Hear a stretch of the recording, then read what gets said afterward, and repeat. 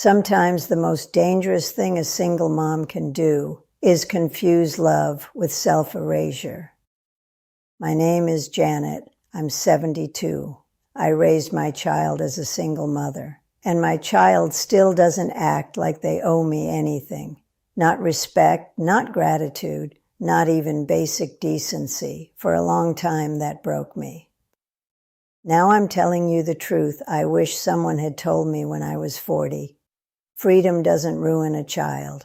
Overloving does.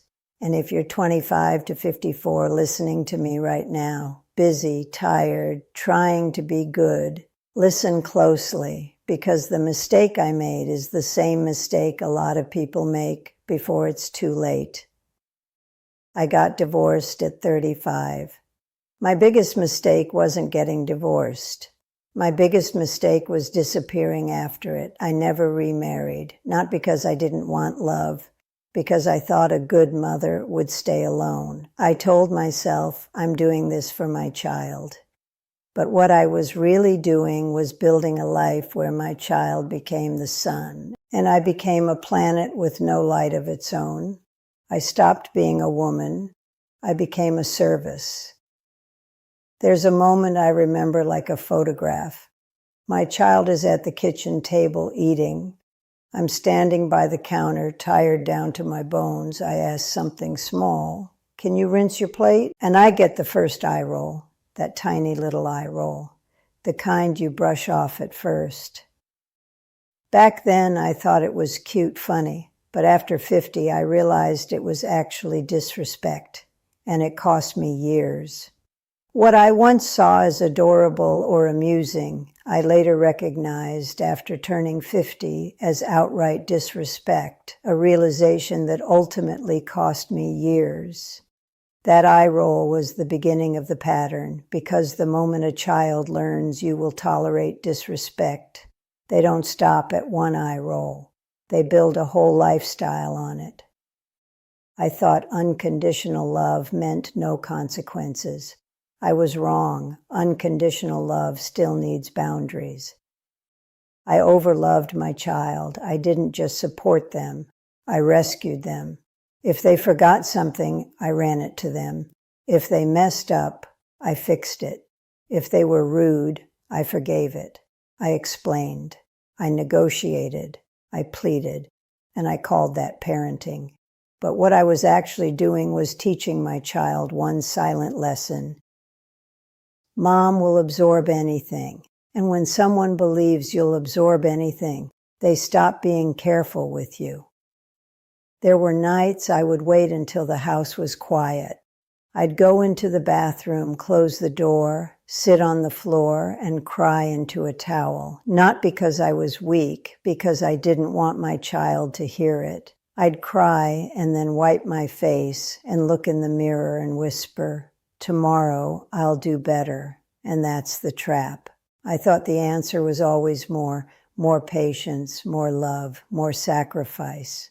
But the truth was, I didn't need more love. I needed more self-respect. You can't love someone into respecting you. You can only teach them what access to you costs. One day, it wasn't even a big fight. Just another dismissive tone, another whatever. And my child said something that still rings in my ears. You always make everything about you. I just stood there, because my whole life had been about them. I gave up dating, I gave up companionship, I gave up joy, and still I was the problem. That was the moment something in me snapped, not in anger, in clarity. I realized my child isn't cruel because they're evil. They're careless because I trained them that I'll take it. That hurt to admit, but it finally told me what to do. The next time my child came at me with that tone, I didn't argue, I didn't lecture, I didn't beg. I took a breath and said calmly, I love you, but you don't get to speak to me like that. Then I turned around and walked out of the room. And my hands were shaking, because for a single mom, walking away feels like betrayal. You think if I don't fix it, I'm failing. If I don't chase, I don't care. That's a lie. Sometimes chasing is not love. Sometimes chasing is fear wearing love's clothing. The first time you set a boundary, you'll feel guilty. The second time, you'll feel strong. The third time, you'll feel free. I stopped rewarding disrespect with attention. When the tone got nasty, the conversation ended. When my child got disrespectful, I got quiet. Not quiet like defeat, quiet like a locked door. And I started saying one sentence like it was a law. I'm happy to talk when you're respectful. No speech, no sermon, no argument, just a boundary. And here's what shocked me. The world didn't end. My child survived my no, and for the first time in years, my nervous system softened. Freedom shows up in small ways. Freedom didn't look like a vacation. It looked like me eating dinner without waiting to be appreciated. It looked like me turning my phone off at night. It looked like me going for a walk and feeling the air in my lungs like I was a person again. It looked like me laughing with a friend and realizing I had forgotten what joy sounded like coming out of my own mouth. And slowly, something powerful happened. I stopped being an emotional hostage. Kids don't become responsible because we love them harder. They become responsible when love stops covering their choices. I stopped rescuing. If my child made a mess, they cleaned it. If they blew up a relationship, they faced it. If they spoke to me like I was nothing, they lost access to me for that moment. Not forever, not dramatic, just real. And over time, I watched something change, not perfectly, but noticeably. My child started saying, "You've changed." And I said, yes, I stopped abandoning myself. Now let me tell you something important. I got married after 60, and I need you to hear this. Not every marriage is fake. Not every partner is disrespectful. Not every relationship threatens your child. Some people are good, some people are safe, but you have to stop choosing from desperation. I didn't marry because I was lonely. I married because I was finally stable enough to choose peace over chemistry. My first date after 60 wasn't glamorous. I sat in my car for a full minute before going inside, hands on the steering wheel, heart racing like I was 16. Not because I didn't know how to date, because I had forgotten what it felt like to be chosen as a woman, not just needed as a mom. Inside, the restaurant was softly lit. I ordered tea because my nerves couldn't handle coffee. And across the table was a man who didn't try to impress me. He didn't talk over me. He didn't rush me. He asked questions and actually listened to the answers. And for the first time in decades, I felt something rare. Safety.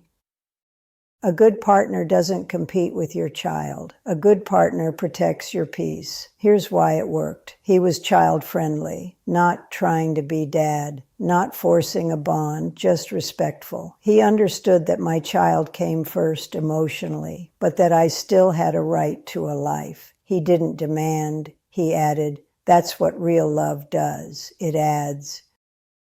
Our first holiday together wasn't perfect, but it was calm. No yelling, no walking on eggshells, no chaos disguised as family. Just food, conversation, and a quiet kind of respect I hadn't felt in years. And I remember standing in the kitchen, watching everyone exist in the same space without tension. And I thought, this is what I deserved at 40. This is what I told myself I wasn't allowed to have. If you're waiting to live until your child becomes grateful, you might be waiting forever. That's why I'm telling you. Don't do what I did. Don't wait until your life is nearly over to choose freedom. Freedom isn't selfish. Freedom is oxygen. And if you're raising kids or dealing with adult kids, listen, your child doesn't need you to be alone. They need you to be whole. If I could sit across from you right now, here's what I'd say. Stop thinking your sacrifice guarantees respect. It doesn't. Stop thinking love means unlimited access. It shouldn't. Stop thinking your life must shrink to prove you care. It must not. Because one day, if you don't change this, you'll wake up in a quiet house, and the person you save the most will be the one who visits the least. So do this now. Love your child, but stop over-loving them. Keep your heart open, but lock your boundaries. And if you want a partner, choose one who's kind, steady, and child-friendly. Not everyone is fake. Not everyone is dangerous. Don't be remembered as the person who gave everything. Be remembered as the person who finally kept something, yourself.